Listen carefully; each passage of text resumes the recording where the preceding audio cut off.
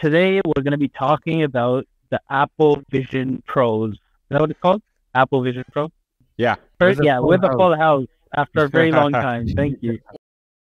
Thank you, everyone, for showing up. All right. So, Mo, I don't know. I think you might have the most information about this. Do you want to kind of introduce Apple Vision Pros? What do you think about it? And then we can kind of get into it. Yeah, for sure. The Apple Vision Pro, which is Apple's VR and AR augmented headset. It's their second most anticipated release from WWDC after 15-inch MacBook Air, obviously, because, you know, mandems were really wanting that 15-inch Air. But yeah, it's about $3,500 US, I believe.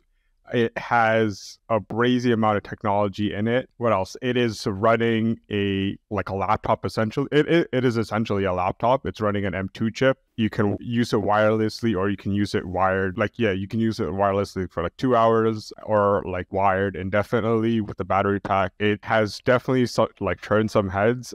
There's controversy about, is it just overpriced because it's Apple?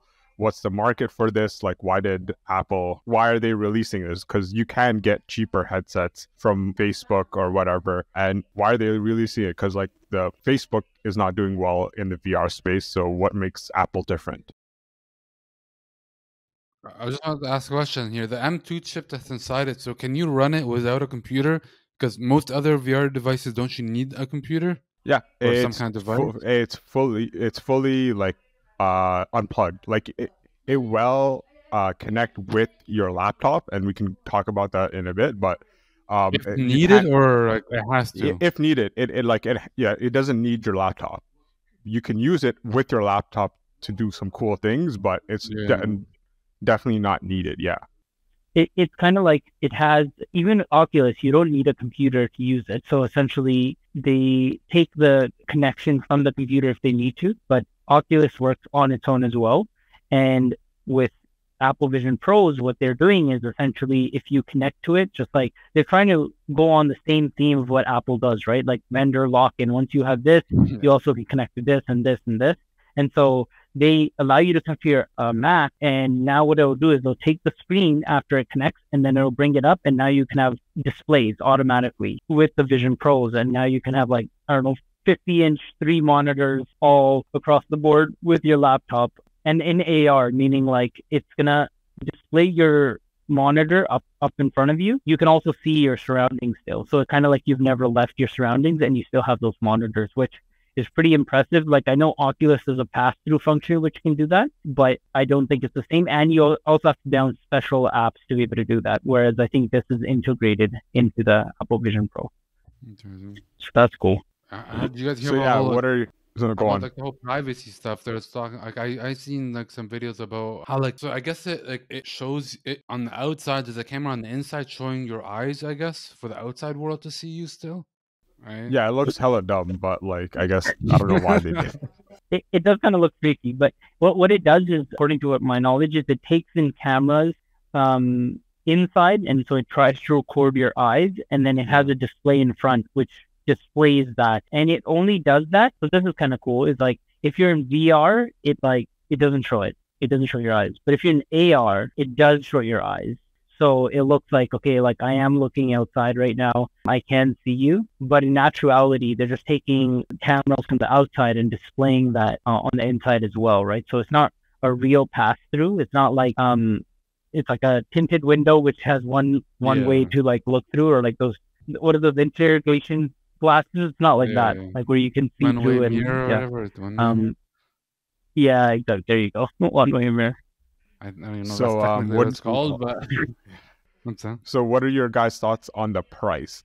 $3,500, and that's probably for the base model headset. That's what, almost more than 5K Canadian for your base model headset. Thoughts, opinions, comments? I mean, it's typical Apple. Actually, it is typical Apple. Jack of the fries. To put things in perspective, though, how much is one of the other ones you guys mentioned? Yeah, so it's $500 for Oculus, and that's Canadian, right? $500 to $600 Canadian, and this would be $5,000. But what's that Canadian? Tech-wise, what's different? Maybe more. I think. Oh, tech-wise doesn't even come close, I think. Yeah, tech-wise, it's a different level. I mean, I was just. It is. Sorry, John, you go. No, talk. No, I'll go. I just want to say, like, it is, but I feel like okay, so you guys tell me, what is the largest feature difference where you're like, okay, Oculus definitely doesn't have that, other than like the eyes. The screen is a better quality. What else? The eye tracking is like on a professional level. It's lighter. From what I've heard, it's more comfortable to wear. I think it's just an overall better quality, but I also don't think it's marketed as a consumer product. Usually Apple, that's what I'm saying. Yeah. Usually they release these like these first releases as a consumer device, and then they have a pro version later. This is being released, I think, in my opinion, as like a developers or business use cases first, just to experiment with, and then they'll come up with like a consumer version later on. Yeah, it reminds me of what Elon did with Tesla when he released the Model S. It was targeted at wealthier folks, just to kink out any issues that were wrong with it or whatever over time. Then as he got better at production, he released the consumer model, which is the Model 3. Not to sidetrack here, but it's impressive how I think that move has still kept Tesla so like, ooh, it's so expensive, even though they're like Model 3 and Model Ys are slightly comparable to some like new cars still, and yet you still think, ooh, so expensive. But yeah, not to get too sidetracked. No, I agree. Like their Model 3 it's also their Model 3 is comparable to like a lot of other fully electric vehicles. Maybe not on the build quality part, but yeah. But going back to Apple's price point, right? I was just watching a review by I think it's Mr. Who's the Boss, right? That's the other big tech guy, right? And he was saying how typical Apple, right? They're not comparing it against other headsets, but they're comparing it against, for example, the surround sound system or the home theater system in your living room, right? So you have a TV, surround sound, and whatever other accessories that you need, and those things can take you beyond that price point. 3, 5, 6, 7, 8K, your own headset. Like if you have quality that you get, right? If you have like 4 people, you need 4 headsets. Well, that's what I was going to my next point. In that setting, it's a social interaction where you can have other people in the room joining you in that interaction. Whereas, as you said, Ali, in this case, each person would need to have their own headset. Yeah, I think what Apple's trying to do is like they're gonna market this as like content consumption device, like how your iPad is, and not as like a gaming headset, right? Like it doesn't come with controllers, doesn't come with whatever. It's literally like a standalone device. I have interesting thoughts on how this ties into Apple's other businesses. Okay, so just on that point though, that is a huge point, I guess, in terms of the difference between Oculus and Apple. And I'm not sure how the new Oculus fares with it, the one that's priced at like $1,000, like kind of the pro version that Meta came with. I was talking about the old one that was the original consumer one, because the newer one does have like much better eye tracking and things along those lines, but I'm not sure if it has the controls still. But I heard that Apple's controls with like its ability to detect your fingers and the movement of your fingers is so good that you could be like out here and like just look at something and click, and it clicks it, right? So like if you're on the search bar, you can just like look at the search bar and go like this anywhere, like just like go like this and start typing and it will pick it up. And so that's very impressive. Now, to your point, Mo, I believe it's not going to be consumer related. It's going to be direct to businesses. So I can see it being utilized in things like medical training. When you're going to kind of medical school and they're trying to do a seminar, or they're trying to do like a physical surgery and show how that would work. I could imagine having like 20 of these in a classroom in a lab where you just kind of put it on, and now these medical students can kind of dig in deep to a live surgery and see how that would play out, and they can walk around and just like move around things and things along those lines. And those use cases I could see actually being useful. And the price point at that level would make sense, right? For those labs, I would say. Yeah, there's obviously, I think as time goes on, people are going to look up the business use cases. But I think in terms of content consumption, I think what not a lot of people have realized is that they can be the first to market with like VR sports, because like I think we were talking about a few episodes ago about Apple trying to considering buying sports teams. They have sports deals on their platform, and now with like a device that can essentially like pay $10 and you get front row seats to any NBA game, any NFL game. Like that's a big draw, right? That is. But then it wasn't like Oculus be able to do that too? Like, what's the difference in technology that enables Apple to do it better than Oculus? Not better, but I think just the, I guess, partnerships, and that they have like they don't have to make a specific VR only deal. They can make like a full deal where it's like, we're going to show it to our regular Apple TV customers as well as our VR customers. Plus they own like the platform itself, right? And they could create an enhanced experience with that too. Like, if you have the headset, you have certain options that you wouldn't get that would enhance the experience over, say, just watching it on a regular TV or your phone. What I'm wondering though is that if this actually like becomes popular, does this save Zuckerberg or does it like kill him? Because I think they wanted to do the whole metaverse idea so that they can own the platform, but if it's Apple taking the lead, they don't own the platform here either. So I don't know if this is a good thing or a bad thing for the Zuck. Yeah. Well, I think it'll create competition. They'll still be around. Maybe some of the even the software that's being used, right? Isn't the software would be Apple's own proprietary stuff. So then, or Meta could do something that better software wise that could integrate everything better than how Apple is doing it. That's the thing. I think it'll just light the fire under his you know what. That's the thing though. They like with Facebook, they were reduced to like essentially they're under the control of whoever owns the platform, right?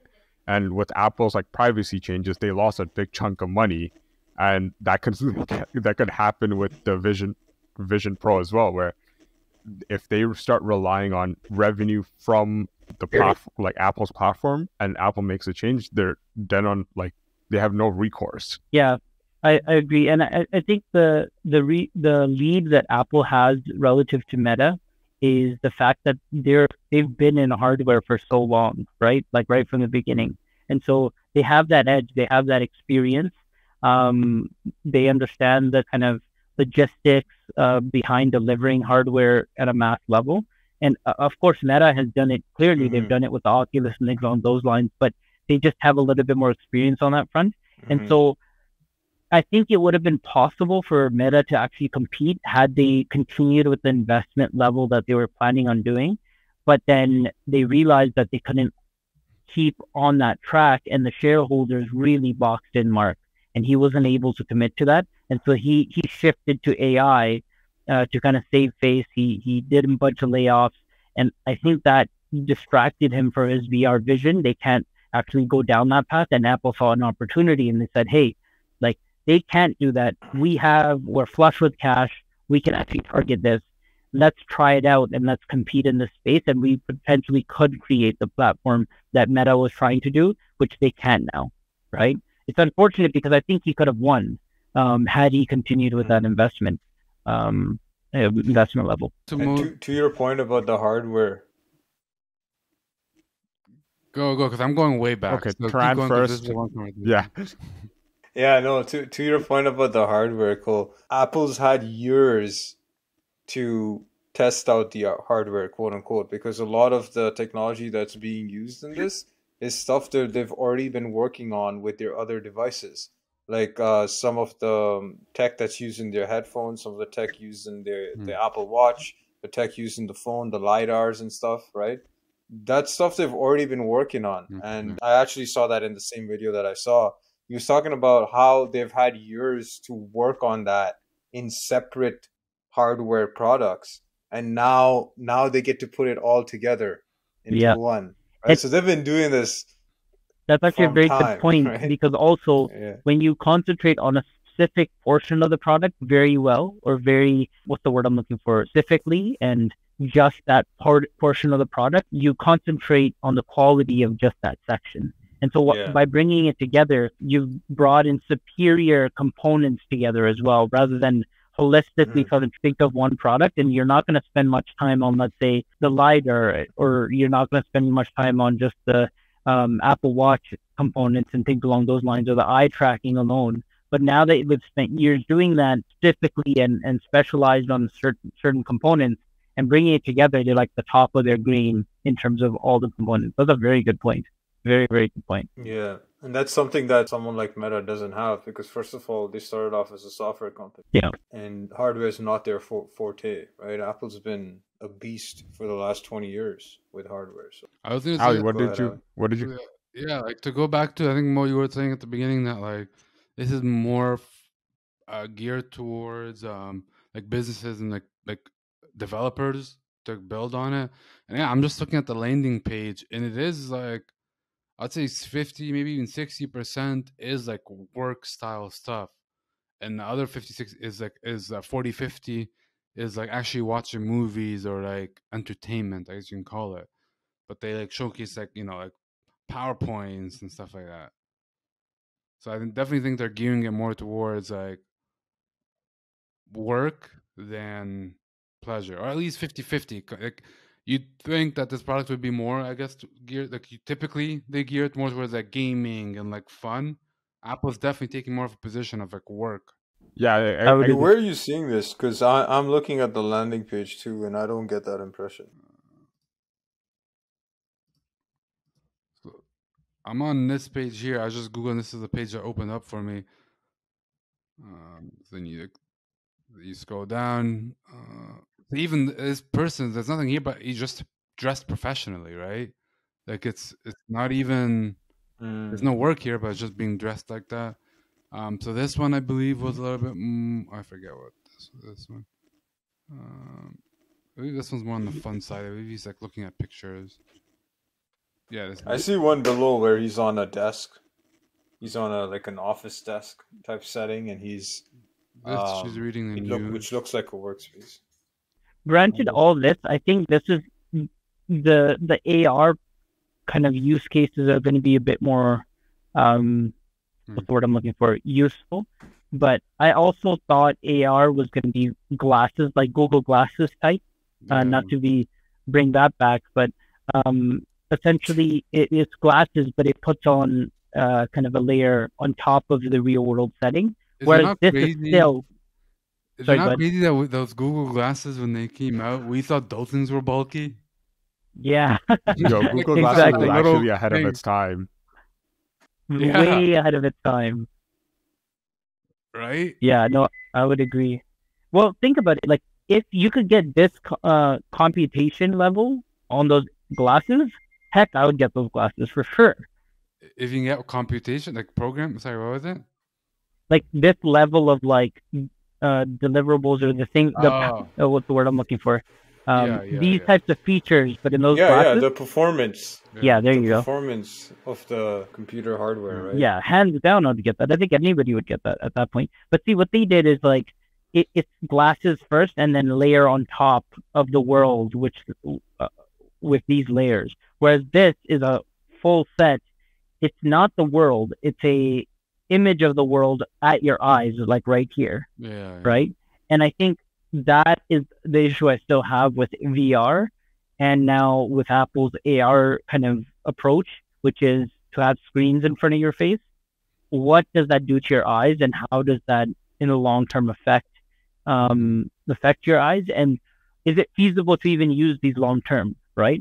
As in, if you're working, you're usually in a work environment for longer than 2 hours. You're working for 6, 7, 8 hours, right, at a minimum. And so if that is the case, you're not going to be able to use these for that long. Like, it's going to actually have a detrimental effect to your eyes. So then the question is, what's the point? Would you guys agree? As a joke, I'm going to be one of those old head programmers that still programs on a laptop. No one will force me to Apple Vision headset. I don't know. I think this is still an experimental phase where people are going to find out the best use cases for these. Like, I don't think it's going to be as ubiquitous as everyone having a smartphone, but like it might take some niche between having an iPad and having a laptop, right? Like we still don't know where it's going to lead. But that actually brings me to a second point, is that I think we were talking about how Apple incorporates like a bunch of their products into this headset. And I think this technology on their headset is going to show up in like Apple cars at some point. Like the AR interfaces and all the stuff, all the technology behind that, it's going to show up in cars at some point, because like they've announced that they're interested in some kind of car development in the past. And I wouldn't be surprised to see something like this in like a future car. So what would that do? Like, what would be the features of having it? Like the driver would wear it, or like the passengers? I don't think I don't think it's going to be a headset. I think it's going to be something like either you don't have a windshield anymore and it's just cameras. So like it's a reprojection of the same way the headset is, or it's AR where it's like you still have a see-through windshield. It's also a screen where they can overlay some information on top. And with like their with their eye tracking, you don't have to like actually fiddle with anything. You just have to like kind of look at it to do any actions you need in the car. Yeah, that would be pretty impressive. I could see that happening. But it's like, what would be the usefulness of that, right? Like, as in, how off-changing your like audio controls and things along those lines, but those are already at your fingertips. Maps, fair enough. Like self-guided tours. I don't know. I guess it's something where like you build it and people will come. So Right. And find different use cases for it. Yeah, fair enough. I do think like on the car front, if we were to tackle self-driving, if that happens, then this goes to 100%, because then at that point you have so much time when you're going from one place to another that it just makes sense to have these types of technologies embedded into cars, right? That's like, I didn't even think of that. Yeah. Like imagine having a 3D projection and just experience while you're driving somewhere. Like it would just change the game, right? It would just, that would change the game. Yeah, watching some TV while on the 401, that'd be nice. It would be. Or just having a 3D conversation with, like, you have like headsets, but because cars would be designed different as well, right? Now you don't need a driver to look at the front. All the seats would be like a limo, and you're just like looking at each other. And so then it's kind of like, the person's sitting right in front of you and having a conversation, and they could be the car right beside you, right? They're going somewhere else and you can kind of talk to them. It would be a whole different like experience of transportation. All right, and if you guys are going to buy this and develop an AR app?